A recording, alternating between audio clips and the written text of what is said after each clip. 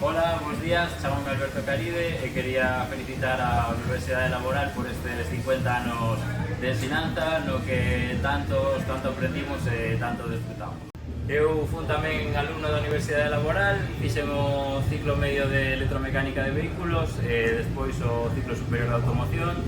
Estiven ali entre o ano 2010 e o ano 2015.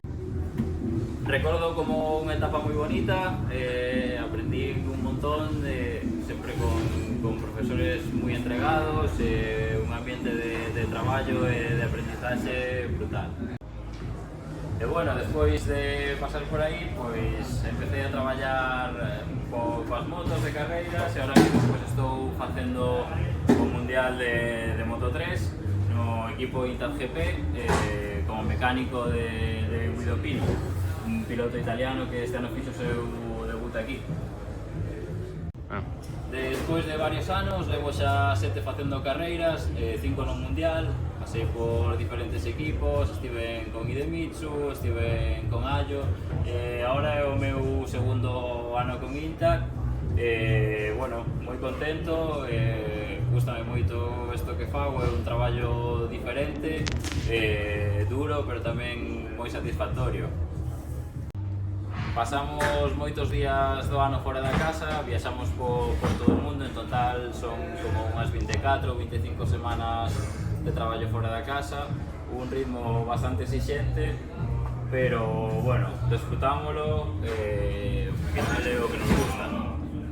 O equipo técnico que forma un equipo de Moto3 pues estaría composto, pues neste área de aquí estaría o piloto, o xefe mecánico e o telemétrico.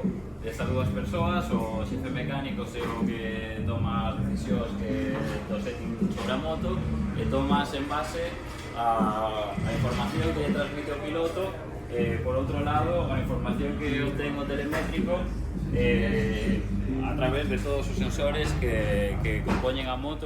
E a continuación, traballando xa directamente sobre a moto, pois somos dous mecánicos, dividímonos a moto en dúas metades, digamos, a metade de adiante e de atrás. A persoa que está ca parte de adiante, pois evidentemente se encarga da roda dianteira, de poñela e quitala, non? E de toda a parte da horquilla ou tren dianteiro. A persoa que está atrás, os cambios de neumático da roda traseira, a cadea, toda a parte do basculante. E despois, generalmente, como a parte de adiante ten un pouquiño máis de carga de traballo, o que está atrás pois, se encarga de toda a parte logística, da neumáticos, discos de freo, coroas, que sempre estén a punto e que estén nos parámetros necesarios para que funcione correctamente. E nada, se vos apasiona o mundo do deporte, da mecánica e da tecnoloxía, pois eu animo vos a que continuedes formándovos, aí estades en boas mans, aquí hai futuro para todos, así que espero vos por aquí. Un saúdo.